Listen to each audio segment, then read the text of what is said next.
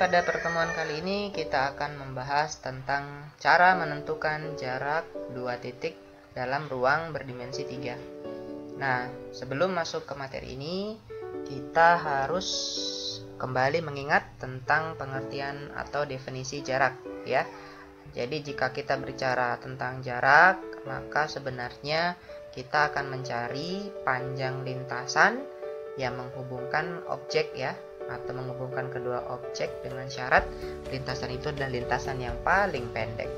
Nah, dengan konsep itu, maka kita akan mencoba melihat atau memposisikan pengertian jarak dua titik dalam ruang berdimensi 3 seperti tampilan berikut ini.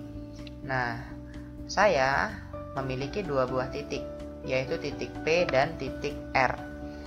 Kedua titik ini dibatasi oleh sumbu X positif, sumbu Y positif, dan sumbu Z negatif.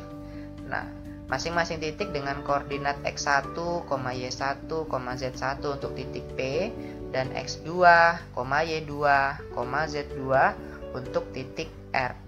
Nah, lantas bagaimana cara menentukan jarak antara keduanya? Dengan berbekal definisi jarak yang sudah saya sebutkan sebelumnya, kita akan membuat lintasan terpendek yang menghubungkan kedua buah titik. Nah, oleh karena itu, untuk menentukan lintasan itu, saya akan menggunakan konsep segitiga atau menggunakan aturan segitiga melalui vektor-vektor yang akan saya libatkan ke dalam penentuan jarak. Nah, untuk membuat vektor, kita membutuhkan titik lain, ya, atau satu titik yang bisa saya beri nama dengan titik Q. Baik, titik Q letaknya ada di koordinat X2, Y2, Z1. Nah, dari titik Q ini kita bisa membuat sebuah konektor atau sebuah vektor yang menghubungkan titik P ke titik Q. Nah, vektor itu saya namakan dengan vektor PQ. Nah, vektor PQ ini mewakili sebuah sisi yang akan kita bentuk sehingga nanti akan menjadi sebuah segitiga. Nah, untuk itu kita membutuhkan dua sisi lain, ya, untuk menjadi sebuah segitiga, maka saya bisa membuat vektor yang lainnya dari titik Q menuju titik R. Saya beri nama dengan vektor QR. Nah, vektor QR sendiri komponen-komponennya bisa dilihat, ya. Yang membedakan di situ hanyalah komponen aplikatnya saja. Yang satunya berbentuk Z1 dan yang lainnya berbentuk Z2. Nah, setelah kita membentuk vektor QR, ya, kita lihat tampilan kedua vektor ini dalam dimensi 3-nya, ya, yang melibatkan sumbu-sumbu koordinat. Nah, sedemikian hingga memang di antara kedua vektor ini kita bisa berasumsi nanti ada sudut yang terbentuk di antara vektor PQ dan vektor QR, ya. Nah, sebelum menentukan sudut itu, kita coba, ya, untuk melihat vektor ketiga. Vektor ketiga adalah vektor yang menghubungkan titik P ke titik R. Jadi, jika vektor ini kita buat, maka kita sudah bisa membentuk sebuah segitiga. Baik, saya buat vektornya. Ya, seperti itu. Jadi, vektornya berwarna merah dan ditandai dengan garis putus-putus. Baik. Nah, ketiga vektor ini jika dihubungkan memang membentuk aturan segitiga, ya. Jika vektor PQ ditambah vektor QR memang menghasilkan vektor PR. Demikian juga kalau kita menentukan sudutnya, maka asumsi saya bisa dikatakan benar, memang sudut yang terbentuk adalah 90 derajat atau vektor PQ dan vektor QR saling tegak lurus atau ortogonal. Nah, fakta ini ternyata juga didukung oleh sebuah konsep lain yang tentu bisa kita munculkan dalam bentuk dimensi 3, ya, supaya kelihatan lebih nyata seperti ini. Ya, ini dia. Nah, memang di sini kelihatan kedua buah vektor atau ketiga buah vektor membentuk segitiga siku-siku ya, atau membentuk segitiga yang berada dalam sebuah balok. Nah, atau dengan kata lain, vektor PR adalah diagonal ruang dari sebuah balok. Nah, pemilihan balok dalam hal ini merupakan sebuah alternatif ya, yang sifatnya menguatkan dugaan-dugaan kita tentang besaran sudut atau tentang vektor-vektor lain yang kita bentuk sedemikian hingga kita bisa membuat segitiga. Jadi pada intinya untuk menentukan jarak kita harus membutuhkan dukungan konsep segitiga, sebuah pendekatan geometris yang memang memudahkan kita untuk mengkonsep atau mengkonstruk sebuah pola.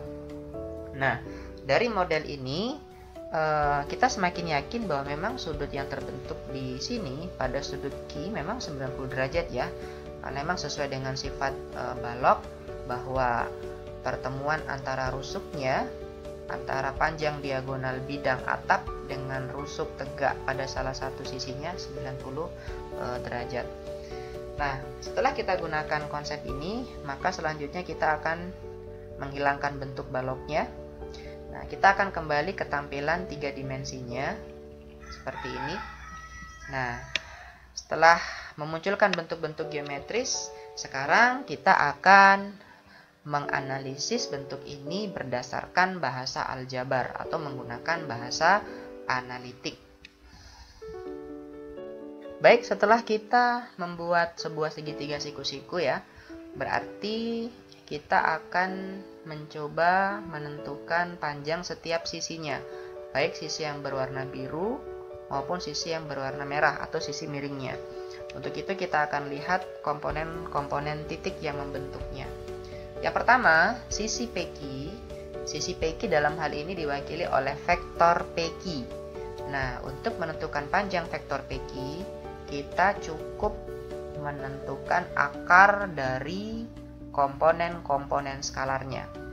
X2 kurang X1 merupakan delta X, Y2 kurang Y1 merupakan delta Y, dan Z1 dikurang Z1 merupakan komponen delta Z.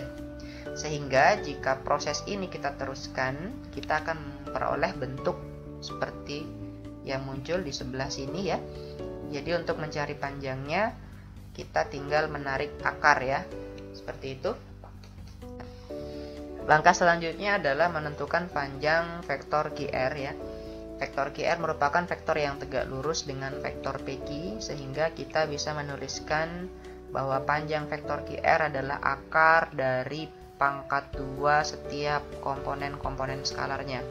Nah, jika ini kita teruskan, maka kita akan memperoleh bentuknya panjang QR pangkat 2 sama dengan yang tersisa hanya Z2 dikurang Z1 pangkat 2, sebab X2 kurang X2 bernilai 0, Y2 kurang Y2 bernilai 0. Sehingga jika jumlahkan, maka yang tersisa hanyalah Z2 dikurang Z1 berpangkat 2. Nah, dari proses ini kita sudah menentukan bentuk-bentuk atau panjang sisi-sisi, baik sisi PQ atau vektor PQ maupun sisi QR atau vektor PR.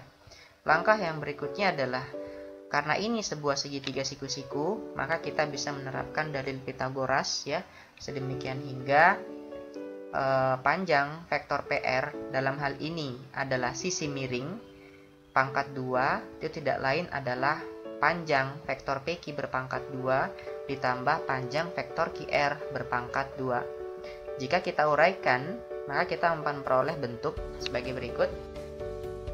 Jadi jika kita teruskan, maka hasilnya adalah panjang vektor PR tidak lain adalah akar dari bentuk yang di atasnya tadi. Nah, inilah yang kita sebut sebagai jarak dua titik, yaitu jarak titik P ke titik R. Sebenarnya ini merupakan dua konsep yang beririsan ya. Dalam satu sisi kita membicarakan tentang panjang vektor, sedangkan di sisi lain kita membicarakan tentang jarak dua titik. Dan memang untuk menentukan jarak dua titik, salah satunya kita bisa menggunakan konsep vektor sebagai konsep bantuan kita. Bahkan bisa disebut juga sebagai konsep utama kita, selain tadi konsep segitiga yang sudah dijelaskan di bagian awal. Nah, rumus ini akan kita gunakan untuk menyelesaikan berbagai macam persoalan jarak pada dimensi 3 dan diharapkan peserta didik tidak melupakan prosesnya, juga tetap bisa menggunakan operasi aljabar ketika menyelesaikan soal-soal yang berkaitan dengan jarak. Nah, sekarang kita akan melihat orientasi 3 dimensinya seperti apa dengan kembali memunculkan sumbu-sumbu koordinatnya ya, seperti ini. Nah, jadi dari bentuk ini kita sudah bisa mengkonstruksi persamaan atau rumus untuk menentukan jarak dua buah titik. Yang terpenting adalah penggunaan bantuan konsep vektor dan aturan segitiga sangat menunjang atau sangat membantu kita dalam penentuan jarak antara dua titik.